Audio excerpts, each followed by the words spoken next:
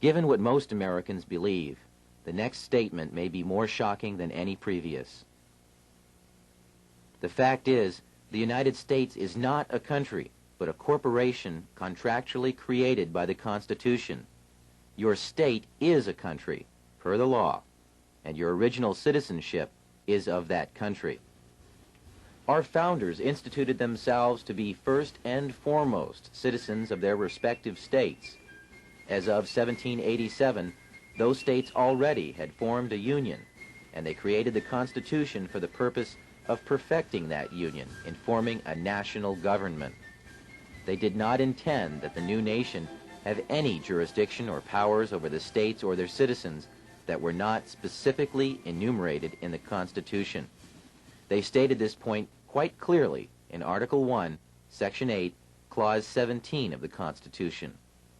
They granted the United States exclusive legislation in all cases whatsoever over such district not exceeding 10 miles square as may become the seat of the government of the United States, our District of Columbia, and to exercise authority over all places purchased by the consent of the states. And that is all. The framers further secured the rights of the people with the 9th and 10th Amendments in the Bill of Rights. In the 9th, they established that the enumeration in the Constitution of certain rights shall not be construed to deny or disparage others retained by the people. And in the 10th, they made clear that the powers not delegated to the United States by the Constitution, nor prohibited by it to the states, are reserved to the states respectively, or to the people. The only way the federal government can have any jurisdiction beyond these constitutional clauses is by written permission or contract. Which leads us to another piece of the puzzle, the 14th Amendment to the Constitution, ratified in 1868 following the Civil War. As barbaric as it may sound today, the black slaves, prior to the conclusion of the Civil War, were legally considered to be property, with none of the rights or privileges of free-born people, only duties. The money interests took advantage of America's desire to free the slaves and found a way to use the swiftly adopted post-war constitutional amendments to enslave all of the people. The deceit is in the wording of both the 13th and 14th Amendments. You will note that the 13th Amendment provides that neither slavery nor involuntary servitude shall exist within the United States.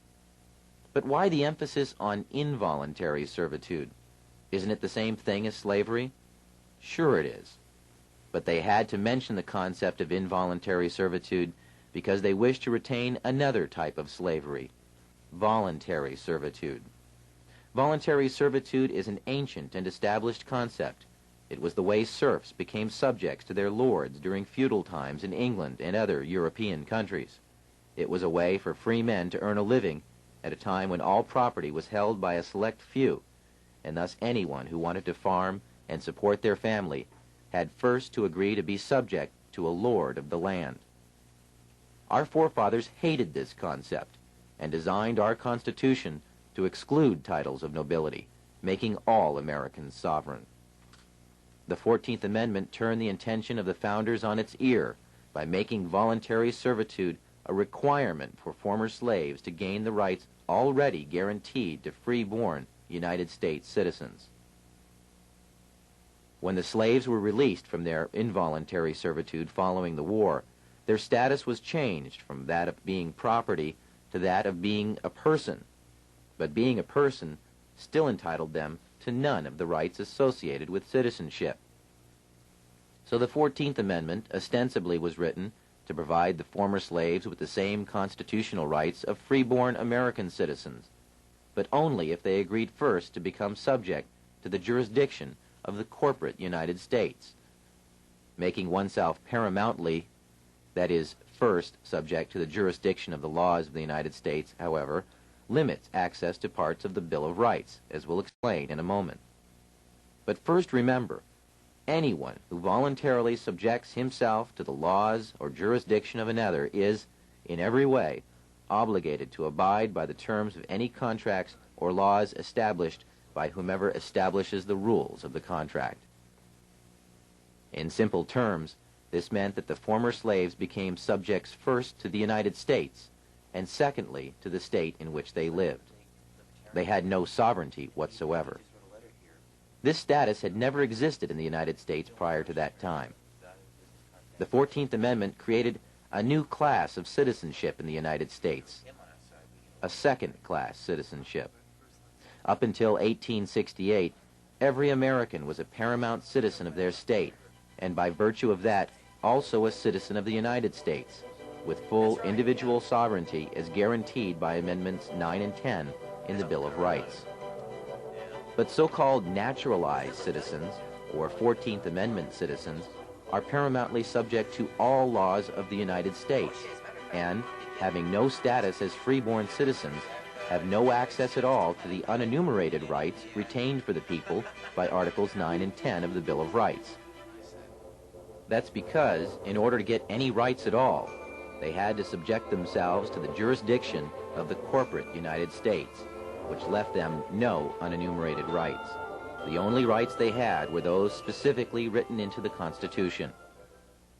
The sad tragedy of America today is that all U.S. citizens, regardless of race, are now 14th Amendment slaves due to contracts with the government of the United States through Social Security, birth certificates, driving licenses, citizenship statements, tax forms, and many other documents. The true paramount citizenship that all Americans deserve is that of their respective state, which is a sovereign citizenship. Such status would exempt them from federal and state income taxes, as well as property and inheritance taxes. This sovereign citizenship was the status held by our forefathers. Now, if you're still thinking that the U.S. government needs to have a central bank and collect income tax or it will collapse, think again. Over 2/3 of the federal government's income is derived from sources other than income tax. There is even evidence suggesting that none of your income tax is used by the government. Fees, excise taxes, tariffs, sales taxes, and other forms of income have easily supported the U.S. budget in the past and could easily support it now. We have done without a national bank for large stretches of our history, and the U.S. Treasury is perfectly capable of printing and managing a money supply. In fact, the only constitutionally sanctioned currency is backed by gold or other precious metals. This is a far more stable form of currency and is the type of money the Treasury was designed to handle. The government was doing so well collecting money under these original laws that it had amassed a huge surplus by the time this cartoon was penned 100 years later in 1887, when there still was no income tax collected at all. Up to this point, we have shown you how the money interests have 1. Established the Federal Reserve System, and 2. Exploited a second class of citizenship created by the 14th Amendment for other purposes. And we have mentioned a few names involved in the creation of the Fed. But there are other organizations working for our economic enslavement as well, along with other extremely rich and powerful international bankers. Those who support the Fed have created a global movement to centralize economic power in various puppet organizations that preach peace and stability through some variation of socialism, but act aggressively to draw nations into a web of foreign debt and servitude to their agenda.